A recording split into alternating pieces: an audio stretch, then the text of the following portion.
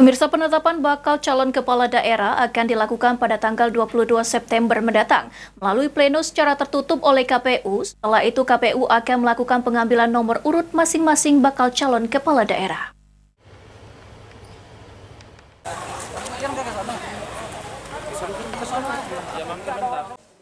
Komisi Pemilihan Umum KPU Palembang saat ini melakukan proses verifikasi ijazah para bakal calon kepala daerah maupun wakil kepala daerah yang mendaftar beberapa waktu lalu. Setelah proses tersebut dilakukan, KPU Palembang akan melakukan pleno secara tertutup terhadap masing-masing bakal calon yang mendaftar pada 22 September mendatang.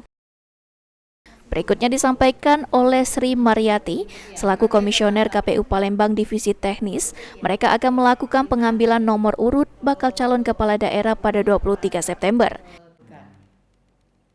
Itu juga bakal ada jambore. Kita tanggal 22 September dan pengundian nomor urut di tanggal 23. Kalau penetapan kita pleno secara tertutup dan akan kita umumkan melalui media massa dan juga media sosial kita. Artinya siapa yang bakal calon yang siapa yang akan kita tetapkan yang memenuhi syarat tentunya.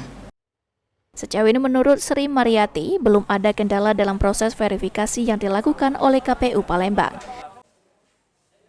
Firman Hidayat, PAL TV.